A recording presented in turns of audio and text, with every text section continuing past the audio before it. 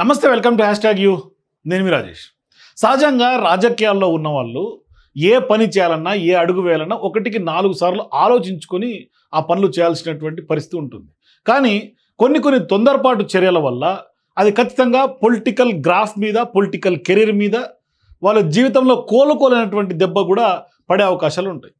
ఈ ఎపిసోడ్లో అంటే నేను ఎందుకు ఈ మాటలు చెప్తున్నాను అంటే ఖచ్చితంగా ఈ మాటలన్నీ కూడా రాజాసింగ్కి ఖచ్చితంగా అన్వయించుకోవచ్చు. ఎందుకంటే పార్టీలో ఉన్నప్పుడు పార్టీ విలువ తెలుసుకోలేదు, పార్టీ బయటకు వచ్చిన తర్వాత ఇప్పుడు పార్టీ గురించి ప్రతినిత్యం ఆలోచించే పరిస్థితి రాజాసింగ్ కనిపిస్తుంది.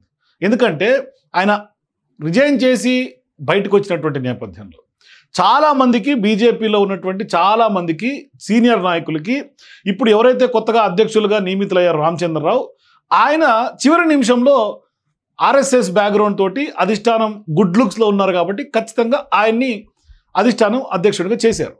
మరి ఇప్పుడు దీన్ని విభేదించి రాజాసింగ్ ఒక దుందుడుకు చర్య అనుకోవాలి, సడన్గా రాజీనామా చేశారు. సరే, రాజీనామా చేసినంత మాత్రాన ఏమవుతుందో అని అనుకొని ఉండొచ్చు. ఎందుకంటే గతంలో ఆయన సస్పెండ్ అయ్యాడు పార్టీ నుంచి, మళ్ళీ సేమ్ పార్టీలోకి మళ్ళీ వచ్చాడు, మళ్ళీ ఎమ్మెల్యే టికెట్ తీసుకొని పోటీ కూడా చేశాడు గోషామాల్ నుంచి.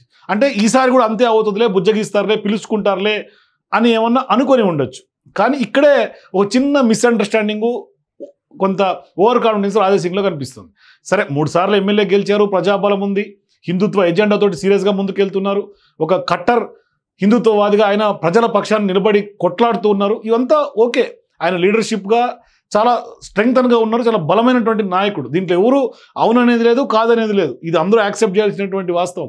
సో ఇప్పుడు బీజేపీ పార్టీకి రాజీనామా చేసి ఆ రాజీనామా ఆమోదం తర్వాతనే ఇప్పుడు రాజాసింగ్కి ఏం చేయాలో అర్థం కానటువంటి పరిస్థితి. సో ఇప్పుడు ఆయన తీసుకున్నటువంటి ఒక ఫాస్ట్ డెసిషన్ ఇప్పుడు ఆయన గందరగోళంలో నెట్టేసింది. ఇప్పుడు ఆయన ఏ పార్టీకి వెళ్ళాలో తెలియనటువంటి పరిస్థితి. గోషామహల్లో ఉప ఎన్నికలు దిశగా బీజేపీ అడుగులు వేయదు. ఇప్పుడు ఆయన ఎమ్మెల్యేగా ఉండి ఏం చేయాలో పాలుపోవట్ల రాజాసింగ్కి. సో ఇప్పుడు ఏంటి, మళ్ళీ పిలిస్తే నేను బీజేపీలోకి వెళ్తా, నాకు అధిష్టానం నుంచి ఎటువంటి పిలుపు లేదు, నన్ను ఇంకా ఎవరు పిలవలేదు, నాకు ఎవరు కూడా ఫోన్ చేయలేదు, నేను ఖచ్చితంగా వేరే పార్టీలకు వెళ్ళే ప్రసక్తే లేదు, హైకమాండ్ ఆదేశిస్తే పార్టీలో చేరుతా అంటే ఫస్ట్ ఒక డోస్ ఇచ్చి చూశాడు. ఒకరోజు బోనాలకు వచ్చిన సందర్భంగా ఆయన స్పష్టంగా నేను మోదీకి అమిత్ షాకి ఖచ్చితంగా వాళ్ళని ప్రచారం చేస్తా, నేను ఆ లీడర్షిప్తో ఎటువంటి విభేదాలు లేవు, బేసిజాలు లేవు, భిన్నాభిప్రాయాలు లేవు, కేవలం నాకు రాష్ట్రంలో ఉన్నటువంటి కొంతమంది నాయకులతోటే నాకు విభేదాలు అని ఆయన చెప్పాడు. సో అదొక చిన్న లీక్ ఇచ్చాడు, అంటే ఒక చిన్న స్పెక్యులేషన్, అంటే బీజేపీ పట్ల నాకు ఇంకా సాఫ్ట్ కార్నర్ ఉంది అని చెప్పే ప్రయత్నం రాజాసింగ్ ఆ స్టేట్మెంట్ ద్వారా చేశాడు. ఇప్పుడు మళ్ళీ ఇంకో స్టేట్మెంట్ ఏం చేస్తున్నాడు, నన్ను ఇంకా పిలవలేదు, పిలిస్తే బీజేపీలోకి వెళ్ళిపోతా. అందుకనే ధర్మపురి అరవింద్ తాజాగా రీసెంట్ టైమ్స్లో ఒకటి చెప్పాడు, మిస్డ్ కాల్ ఇస్తే రాజాసింగ్ ఎప్పటికైనా వచ్చేస్తాడు అని. అంటే ఇక రాజాసింగ్ బీజేపీలోనే ఉంటాడు తప్ప వేరే పార్టీల్లో ఉండే పరిస్థితి లేదు, ఆయనకు వెళ్ళే పరిస్థితి లేదు, ఆయన జీర్ణించుకునే పరిస్థితి లేదు. మరి అట్లాంటప్పుడు ఎందుకు అంత తొందరపాటు చర్యతోటి రాజీనామా చేయాలి? అందుకని ఇప్పుడు ఆయన మళ్ళీ రీఎంట్రీ అనే చర్చ ఊపందుకుంది. సో ఇప్పుడు అట్లని చెప్పి బీజేపీ పార్టీలోకి వస్తాడు, రీఎంట్రీ తీసుకొని ప్రశాంతంగా ఉంటాడంటే లేదు, మళ్ళీ కూడా ఆయన స్టేట్మెంట్స్ వదలట్లా. తెలంగాణ బీజేపీలో కొన్ని దుష్టశక్తులు ఉన్నాయి, ఎవరు ఆ దుష్టశక్తులని చెప్పట్లేదు, ఇప్పటిదాకా ఎక్కడ బయటికి రావట్లా. ఆయనతో వివాదం ఏంటి, ఏ వివాదం, ఎవరితో వివాదం అనే విషయం బీజేపీ పార్టీలో ఉన్నటువంటి రాజాసింగ్కి క్లారిటీ లేదు. సరే పోని, ఆయన బయటకు వచ్చిన తర్వాత మహారాష్ట్రలో ఏదైతే శివసేన ఉందో ఆ శివసేనలో పార్టీలో చేరతారని ఒక ప్రచారం జరిగింది. అట్లని బీఆర్ఎస్లోకి వెళ్ళలేరు, కాంగ్రెస్లోకి వెళ్ళలేరు, అన్ని పార్టీలో డోర్స్ క్లోజ్. కానీ బీజేపీలో మాత్రం ఇమిడే పరిస్థితి రాజాసింగ్కి లేదు.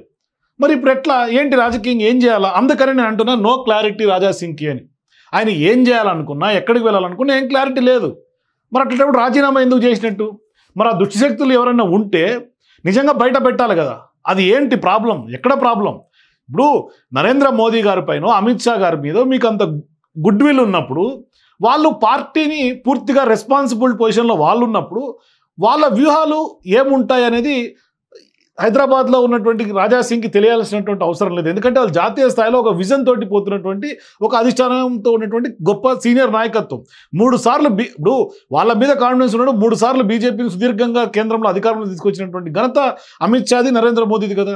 మరి అటప్పుడు వాళ్ళ మంచి ప్రచారం చేస్తా అన్నప్పుడు వాళ్ళ వ్యూహాలను ఎందుకు అర్థం చేసుకోలేకపోతున్నాడు రాజాసింగ్ అనే డౌట్ ఇక్కడ అందరికీ వచ్చే అవకాశం లేదా, పొలిటికల్ పండిట్స్ అందరికీ కూడా. అందుకనే రాజాసింగ్ ఒక చిన్న తొందరపాటు చర్య వల్లే పొరపాటు చేశారు అని చాలామంది చెప్తూ ఉన్నారు. మరి ఇప్పుడు మళ్ళీ పోనీ ఏమన్నా మళ్ళీ వాళ్ళే పిలవలేదు, వాళ్ళు నాకు ఇంకా ఫోన్ చేయలేదు, అమిత్ షా గారు నాకు ఫోన్ చేశారనటంలో వాస్తవం లేదు, 11 ఏళ్ల పాటు భరించిన, ఇంకా ఎన్నేళ్ళు అని చెప్పేసి రిజైన్ చేసిన, 11 ఏళ్ల పాటు భరించిన అంటే మరి అంత భారం ఉన్నటువంటి బీజేపీ పార్టీయే నీకు అంత భారమైనటువంటి వ్యవహారంలో ఇప్పుడు మళ్ళీ ఎందుకు నన్ను పిలవలేదని చెప్తున్నారు? ఇక్కడ క్లారిటీ మిస్ అవ్వట్లేదు. ఖచ్చితంగా ఇప్పుడు ఆయన 11 ఏళ్ల పాటు భరించిన పార్టీని అని చెప్పినటువంటి రాజా సింగ్ మరి అంత బరువుగా బరాయించినప్పుడు ఎందుకు ఉండాలి? సొంతంగా ఇండిపెండెంట్గా బయటకు వచ్చేసారు రాజీనామా చేసి. ఇక రాజీనామా చేసి వచ్చిన తర్వాత దుష్టశక్తులు ఉన్నాయని, ఇంకోటి ఉన్నాయని అభాండాలు వేస్తే పార్టీలో ఉన్న వాళ్ళు ఎవరు నమ్మరు. ఎందుకు నమ్ముతారు? ఒకవేళ పార్టీలో ఉండి కొట్లాడి ఉంటే అది వేరే సంగతి. పార్టీ నుంచి బయటకు వచ్చిన తర్వాత సహజంగా ఏ సంస్థ నుంచి అయినా, ఏ పొలిటికల్ పార్టీ నుంచి బయటకు వచ్చిన తర్వాత రాజకీయ విమర్శలు చేస్తే ఆ పార్టీ పాజిటివ్గా తీసుకోదు, నెగిటివ్గానే తీసుకుంటుంది. మరి అట్లాంటప్పుడు మీరు నెగిటివ్గా తీసుకునే స్టేట్మెంట్స్ వాళ్ళకి ఏం ఉపయోగం?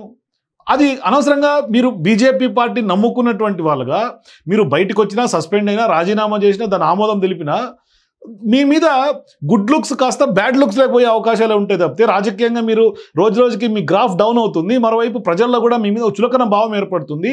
పార్టీలో కూడా కొంత ఇబ్బందికరమైనటువంటి పరిణామాలు ఖచ్చితంగా ఎదురయ్యే అవకాశం ఉంటుంది. ఆయన ఇంకేమంటాడు?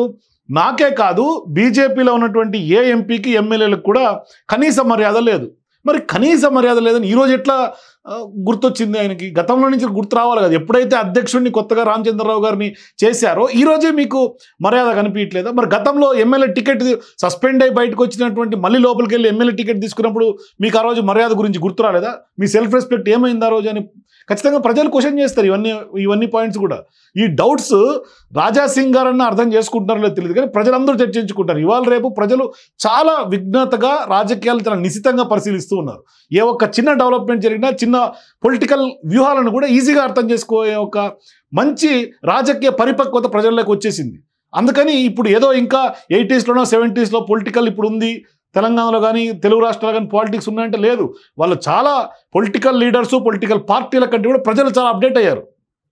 అది రాజా సింగ్ గారు గుర్తుపెట్టుకోవాలి. అందుకని ఇప్పుడు కనీసం మర్యాద లేదన్నప్పుడు మరి మళ్ళీ ఎందుకు నన్ను పిలవలేదని అంటాం? ఇక్కడే కాంట్రడిక్టరీ స్టేట్మెంట్ కనిపిస్తుంది. రాజా సింగ్ గారి స్టేట్మెంట్స్లో ప్రతి స్టేట్మెంట్కి కాంట్రడిక్టరీ. నన్ను పిలవలేదు, మర్యాద లేదు, పిలిస్తే పోతా, అమిత్ షా గారు నాకు ఫోన్ చేయలే, రాజీనామా చేశారు, అంతకుముందు సస్పెండ్. ఇట్లా అసలు ఆయన పొలిటికల్ కెరియర్లో ఇప్పటిదాకా ఇన్ని అప్ అండ్ డౌన్స్, ఇన్ని ఒడిదుడుకులు నాకు తెలిసి ఏ పొలిటీషియన్కి, ఏ ఎమ్మెల్యేకి తెలంగాణలో వచ్చి ఉండేవి. అది కూడా ఒకటే పార్టీ, ఒకటే లీడరు. కాబట్టి ఇకనైనా సరే, జరిగిందేదో జరిగిపోయింది. భవిష్యత్తుకైనా కూడా మీ రాజకీయ జీవితానికి, మీ నమ్ముకున్నటువంటి గోషామహల్ ప్రజలకి, మిమ్మల్ని నమ్ముకున్నటువంటి బీజేపీ యొక్క సిద్ధాంతాల మీద ఉన్నటువంటి క్యాడర్కి, మీకున్నటువంటి ఒక ఫాలోయర్స్కి, వాళ్ళ కోసమైనా వాళ్ళని దృష్టిలో పెట్టుకుని మీ దూకుడు, దుందుడుకుతనము, లేకుంటే పొలిటికల్గా ఏం చేస్తే బెటర్, ఎలా చేస్తే కరెక్ట్ అని ప్రజల నుంచి కొంత ఫీడ్బ్యాక్ తీసుకొని వాళ్ళ నిర్ణయాల మేరకు మీరు అడుగులు వేస్తే ఈరోజు ఈ పరిస్థితి వచ్చి ఉండేది కాదు. ఎందుకంటే మీరు ప్రజా జీవితంలో ఉన్నారు కాబట్టి, ప్రజల కోసం, ప్రజల చేత మీరు ఉన్నారు కాబట్టి ఖచ్చితంగా ప్రజలు ఏ విధంగా చెప్తే ఆ విధంగా నడుచుకుంటే వాళ్ళు లాంగ్ టర్మ్ పొలిటీషియన్గా లైఫ్ లాంగ్ మీరు ఆ నియోజకవర్గానికి స్టిక్ ఆన్ అయి ఉంటారు. లేదు అంటే ఏమవుతుందంటే మీ యొక్క సెల్ఫ్ డెసిషన్స్ వల్ల ప్రజలు మీకు దూరం అయ్యే అవకాశం ఉంటుంది. తద్వారా మీరు పార్టీకి దూరం అవుతారు. 3వ ఎమ్మెల్యేకి గెలిచి 4వ ఎమ్మెల్యే ఎలా అవుతారనే దాని మీద ఆలోచన చేయాలి. ప్రజలకు ఏ విధంగా సేవ చేయాలనే దాని మీద మీకు చిత్తశుద్ధి ఉండాలి తప్ప ఈ ఈగోస్కి, అన్నశ్రీ ఈగోస్కి పోయి పొలిటికల్గా ఏమో జరిగింది, ఎలా ఉంటుంది, ఏంటి అనేది మాత్రం కొంత పక్కన పెట్టి ప్రజల కోసం మీరు రాజకీయం చేయాల్సినటువంటి అవసరం ఉంది.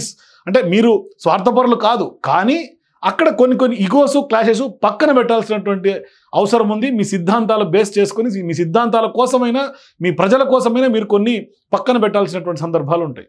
సో అందుకనే రాజకీయంగా ప్రతి ఒక్క అడుగు చాలా కీలకమైంది. ఒక ఆవేశంలో తీసుకునే, ఒక చిన్న క్షణికావేశంలో తీసుకునే డెసిషన్స్ చాలా వరకు కొంత దానికి సంబంధించిన రిపర్కేషన్స్ ఉంటాయి. అందుకనే ఆ రిపర్కేషన్స్ అన్నీ కూడా దృష్టిలో పెట్టుకునే డెసిషన్స్ చాలా జాగ్రత్తగా తీసుకోవాల్సినటువంటి అవసరం ఉంది. సో ఖచ్చితంగా రాజా సింగ్ ఎపిసోడ్ ఎమ్మెల్యేగా ఆయన తీసుకున్నటువంటి నిర్ణయం ఇది ఖచ్చితంగా భవిష్యత్తులో ఇతర పొలిటీషియన్స్ కూడా గుణపాఠం అవుతుందేమో అని చాలామంది ఎక్స్పెక్ట్ చేస్తారు. చూద్దాం భవిష్యత్తులో రాజా సింగ్ ఇంకా ఎటువంటి అడుగు వేస్తారో, లేకుంటే ఆయనకి ఇంకేం వ్యూహాలు ఉన్నాయని కూడా వెయిట్ చేసి చూద్దాం. మీరు కూడా రాజా సింగ్ మరొకసారి బీజేపీలోకి ఎంట్రీ ఇచ్చే అవకాశం ఉంటుందా? ఇన్ని ఆరోపణలు చేసిన తర్వాత రాజా సింగ్ని మరొకసారి బీజేపీ పిలుస్తుందని అనుకుంటున్నారా? మీ అభిప్రాయాల కింద కామెంట్స్ తెలియజేయండి. For more videos please watch #.